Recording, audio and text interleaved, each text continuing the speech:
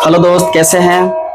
आशा करता हूँ अच्छे होंगे, स्वस्थ होंगे, बढ़िया होंगे, पढ़ रहे होंगे, अच्छे से तैयारी कर रहे होंगे बिहार बोर्ड का। आज हम लोग देखेंगे द्विघात समीकरण। द्विघात समीकरण में देखेंगे इंपॉर्टेंट क्वेश्चन जो डायरेक्ट बिहार बोर्ड में आता है, और नहीं तो इसी टॉपिक पे आएगा बिहार बोर्ड में क्वेश्चन, इसी प्रकार के क्वेश्चन। इसमें ये द्विघात समीकरण चेंज रहेगा, बाद बाकी सेम क्वेश्चन सब आता है। तो शुरू करते हैं। पहला क्वेश्चन है, द्विघात समीकरण 3y² - 2y + 1/3 बराबर 0 का विवेचक ज्ञात करें। तो विवेचक हम लोग जानते हैं, विवेचक को हम लोग डी कहते हैं, और डी का फॉर्मूला होता है b² - 4ac। इस विवेचक का फॉर्मूला आता है। तो इसमें से पहले इसको मानक रूप की तरह लिख देते हैं। तो a बराबर हो जाएगा 3, b बराबर होगा -2, c बराबर हो जाएगा 1/3, क्योंकि हम लोग कहते हैं ax² + bx + c। तो लिख दिए। अब इसमें हमें d निकालना है, तो d का फॉर्मूला होगा b² - 4ac। तो b का मान है -2 का होल स्क्वायर -4 गुने a का मान है 3 और c का मान है 1/3। अब हम -2 को 2 बार गुना करेंगे 4 होगा, 3 से 3 कट जाएगा, 4 को 1 से गुना करेंगे 4 बराबर 4 - 4 बराबर 0। पहला क्वेश्चन बन गया। दूसरा क्वेश्चन देखते हैं। दूसरा क्वेश्चन में कहता है द्विघात समीकरण इतना के मूलों की प्रकृति। तो मूलों की प्रकृति में 3 ठो शर्त आता है। एगो आता है d बराबर 0, एगो आता है d 0 से बड़ा और एक d 0 से छोटा। 3 शर्त आता है। इस 3 शर्त में देखेंगे मूलों की प्रकृति क्या होगा। अगर d बराबर 0 आएगा तो मूलों की प्रकृति होगा वास्तविक और समान। d 0 से बड़ा होगा तो मूलों की प्रकृति होगा वास्तविक और असमान, और d 0 से छोटा होगा तो मूलों की प्रकृति होगा वास्तविक नहीं। अब देखते हैं d का मान पहले निकाल के। तो इस दूसरा में मिलेंगे a बराबर 5, b बराबर लेंगे -4 और c बराबर लेंगे 2। d निकालेंगे, d का फॉर्मूला होता है b² - 4ac। b का मान -4 का होल स्क्वायर -4 गुने a का मान है 5 और c का मान है 2। अब इसको 2 बार गुना कर देंगे, स्क्वायर कर देंगे तो 16 आएगा। 5 का 20 दूना 40। अब इसको घटा देंगे तो -24। अब इधर देखते हैं, लिखेंगे शर्त से। अब कौन सा शर्त आता है, तो माइनस में है तो 0 से छोटा है, तो d हो गया 0 से छोटा। तो इस पे मूलों की प्रकृति हो जाएगा वास्तविक नहीं। ये भी क्वेश्चन बन गया। तीसरा क्वेश्चन पर चर्चा करते हैं। तीसरा क्वेश्चन कहता है p के किन मानों के लिए द्विघात समीकरण इतना के मूल बराबर होंगे। मूल बराबर कब होगा, जब शर्त d बराबर 0 होगा तो मूल बराबर होगा। तो इस पे भी लिखते हैं, ABC लिखते हैं। a बराबर p, b बराबर -5 और c बराबर होगा 3। लिख दिए। अब सबसे पहले d निकालेंगे। d का फॉर्मूला होता है b² - 4ac। b का मान है -5 का होल स्क्वायर -4 गुने a का मान है p और c का मान है 3। गुना कर देंगे तो 25, इसको गुना करेंगे 4 × 12 p। ये हो गया। अब हम बताएं मूल बराबर होगा तो शर्त क्या होगा, d बराबर 0। तो यहाँ लिखेंगे शर्त से d बराबर 0 कहां से आ गया, तो मूल बराबर है तो शर्त क्या होगा, d बराबर 0। अब d का मान रख देंगे, d का मान इतना है तो 25 - 12p बराबर 0 है तो बराबर 0। अब इधर लेंगे -12p बराबर, ये प्लस में इस साइड आएगा तो माइनस में, माइनस माइनस कट जाएगा, इसीलिए p बराबर लेंगे तो 25 चला जाएगा ऊपर, 12 नीचे। ऐसे भी रहने देंगे चलेगा, मिश्रित में बदल देंगे तब पर भी चलेगा। बन गया तीसरा क्वेश्चन। चौथा क्वेश्चन देखते हैं, स्क्रीनशॉट ले लो। चौथा देखते हैं।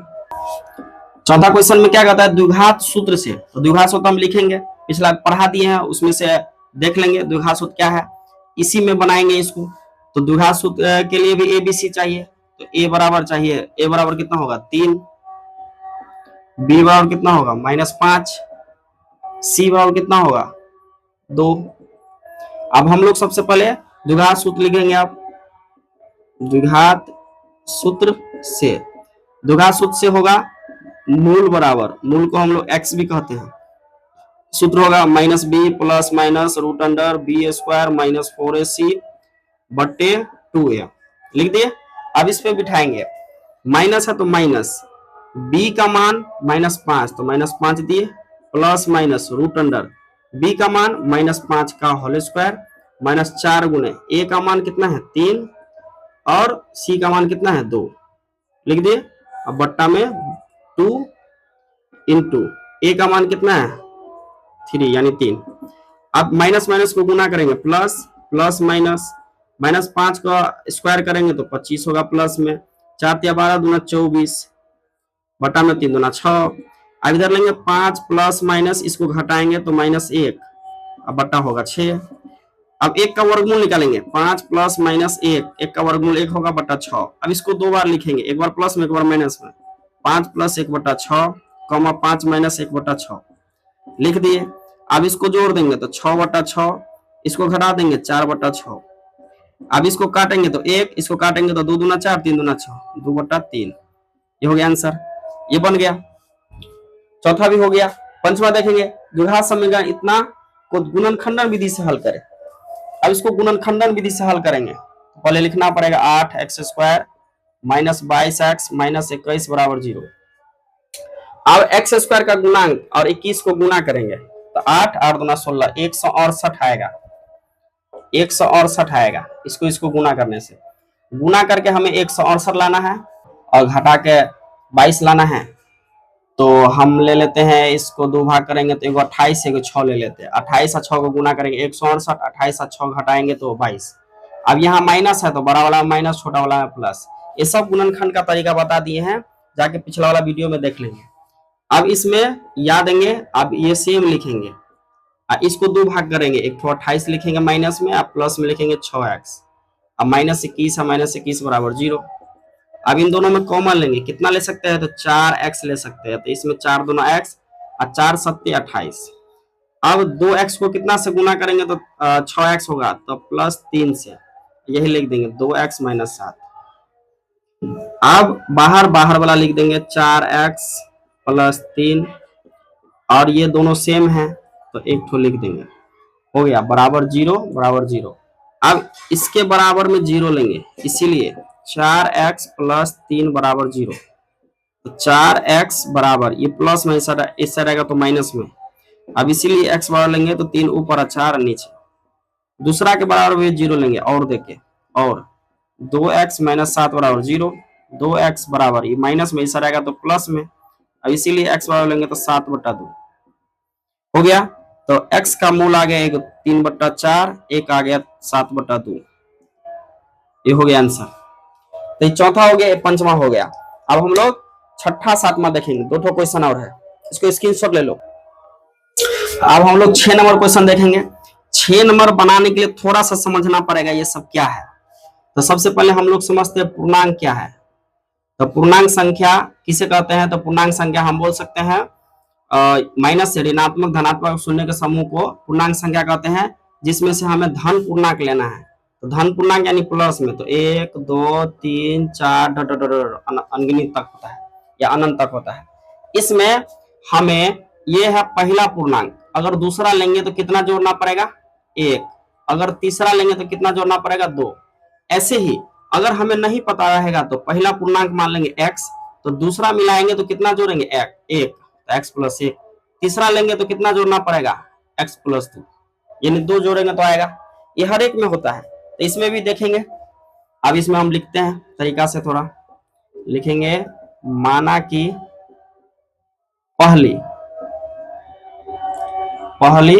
धन पूर्णांक बराबर x, उसके बाद लिखेंगे दूसरी धन पूर्णांक बराबर x + 1 होगा। तीसरी बोलता तो x + 2 होता। उसके बाद कहता है कि वर्गों का योग, अब दोनों का वर्ग करेंगे तो लिखेंगे प्रश्नानुसार। अब इसका वर्ग करो, इसका वर्ग करो, तो x का वर्ग करेंगे तो x², इसका वर्ग करेंगे तो x + 1 का होल स्क्वायर। अब बोलता है योग, योग मतलब जोड़, अब इसको जोड़ेंगे, अब बराबर कितना आएगा 221 लिख दी। 2 ठो पूर्णांक संख्या है, दोनों के वर्गों का योग कितना है 221 लिख दिया। अब इसको वर्ग करेंगे तो इसका 2 बार गुना करेंगे x², इसको 2 हल करेंगे तो इसका होल स्क्वायर कर लो x², इसका होल स्क्वायर कर लो 1, इन दोनों को गुना करके 2 से गुना कर देंगे, x 1 को गुना कर x और 2 से गुना कर देंगे तो 2x, ये प्लस में ऐसा रहेगा तो माइनस में बराबर 0। जाति मिलाएंगे x² मिलता है, सेम है तो जोड़ देंगे 1 1 2x हो जाएगा। उसके बाद 2x का जाति नहीं मिलता है, लिख देंगे 1, इधर है 221, घटाएंगे तो -220 बराबर 0। कॉमन ले सकते हैं, 2 से सब में भाग लग जाएगा, तो 2 से भाग लगाएंगे x², इसमें 2 से भाग लगाएंगे x, इसमें 2 से भाग लगाएंगे तो 110 बराबर 0। 2 को उससे ले जाएंगे तो 0 हो जाएगा, तो इसीलिए x² प्लस x माइनस 110 बराबर 0। अब हो गया, कोई भी विधि से हम लोग बना लेंगे, या तो गुणनखंडन विधि से या द्विघात सूत्र से। तो गुणनखंडन से बनाते हैं, घटा के 1 गुना करके 110, तो 10 11 को करेंगे तो x² plus 11x minus 10x minus 110 बराबर 0। अब ये कॉमन लेंगे x इंटू एक्स प्लस 11, इसको गुना करेंगे -10 से, x प्लस 11 बराबर 0। अब लेंगे बाहर वाला x माइनस 10, फिर लेंगे x प्लस 11 बराबर 0। अब हम इसमें लेंगे, इसीलिए इसके बराबर 0, x माइनस 10 बराबर 0, x माइनस 10 बराबर 0, तो x बराबर हो जाएगा 10। और लेंगे x प्लस 11 बराबर 0, इसके बराबर 0, तो x बराबर हो जाएगा -11। अब एक आया प्लस में, एक ठो माइनस, x बराबर आ गया 10, -11 आ गया। अब एक प्लस में एक ठो माइनस में, हम लोग को क्या लेना है, धन पूर्णांक, यानी प्लस में लेना है। तो प्लस में लेना है तो यहां लिखेंगे, तो पहली धन पूर्णांक कितना माने थे x, तो x बराबर हम कितना लेंगे 10, यहाँ 10। उसके बाद लिखेंगे दूसरी धन पूर्णांक, कितना हो जाएगा, तो 10 यानी x में 1 जोड़ेंगे, तो इधर 10 है, 10 में 1 जोड़ेंगे तो 11, तो हो गया संख्या। मतलब इसको दिक्कत, इसको स्क्रीनशॉट ले लेते हैं। उसके बाद अगला देखते हैं 7 नंबर।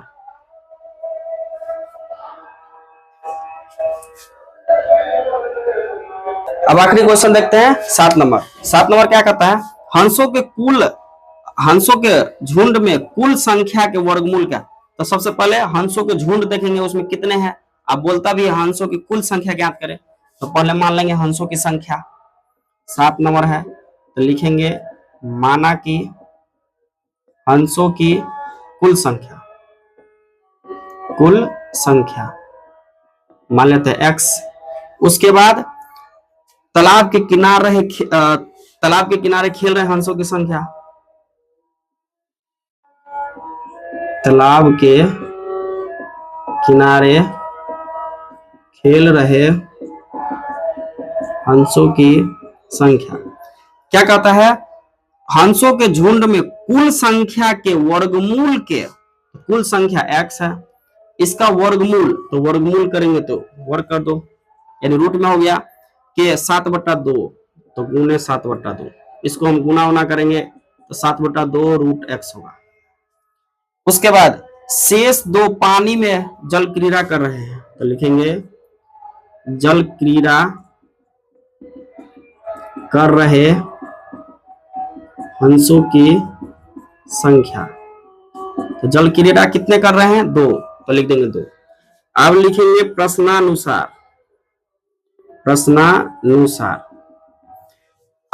अब हम लोग देखेंगे, तालाब के किनारे खेल रहे हैं इतना हंस, अब पानी में जल क्रीड़ा कर रहे हैं 2 हंस, तो दोनों मिला के कितना हंस होगा, दोनों ये हंस भी है, ये हंस भी है, दोनों मिला के हो जाएगा कुल हंस। यानी मान के चलते हमारे पास 10 रुपया है, किसी को हम 4 रुपया दिए, तो दूसरे को 6 रुपया दिए, एक को 4 रुपया, एक को 6 रुपया, तो हम बोलेंगे दोनों मिला के कितना रुपया, दोनों मिला के 10 रुपया। इतना ही हंस है, उसमें से इतना यहाँ खेल रहा है, इतना यहाँ खेल रहा है, तो दोनों जोड़ेंगे तो उतना ही हंस होगा। इसको लिख देंगे 7/2 रूट x प्लस 2 बराबर हो जाएगा x। अब इसको पहले 2 को उसे ले जाएंगे, 7/2 रूट x बराबर x, ये प्लस में चलेगा तो माइनस में। अब दोनों तरफ वर्ग कर देंगे, तो रूट हटाने के लिए दोनों तरफ वर्ग करने पर, अब इसका वर्ग करेंगे तो 49, इसका वर्ग करेंगे तो 4, और रूट x का वर्ग करेंगे तो x। अब इसका वर्ग करेंगे तो होल स्क्वायर करना पड़ेगा, तो x का स्क्वायर हो गया, फिर 2 दूना 4, और फिर दोनों को गुना करके 2 से गुना करो तो -4x होगा। अब बट्टा में 1 ले लेंगे, कोना का नहीं, गुना कर देंगे। तो इसको गुना करेंगे 4 से, तो 4x², इसको 4 से गुना करेंगे 4 चौका 16, इसको 4 से गुना करेंगे माइनस 4 चौका 16x, और 49x को 1 से गुना करेंगे तो 49x। अब हम लोग जाति मिलाएंगे 4x², ये पहले इससे ले आओ, प्लस 16 माइनस 16x, ये प्लस में ऐसा रहेगा तो माइनस में बराबर 0। जाति मिला लेंगे 4x², इसका जाति मिल रहा है तो दोनों को जोड़ देंगे तो आएगा -65x, ये प्लस 16 बराबर 0। अब इसको हम गुणनखंडन विधि तोड़ लेंगे, तो 4 16 को गुना करेंगे तो 16 चौका 64 होगा, और हम लोग को गुना करके 64 लाना है और जोड़ के लाना है 65, तो 64 1 को गुना कर देंगे, हो जाएगा। तो यहां से लिखते हैं 4x² minus 64x minus x, उसके बाद प्लस 16 बराबर 0। अब हम लोग कॉमन लेंगे इसमें, तो 4x कॉमन ले सकते हैं, x इसमें भाग लगाएंगे तो 16 चौका 64 16 होगा, फिर x को कितना से गुना करेंगे, माइनस x होगा तो -1 से, तो x माइनस 16 बराबर 0।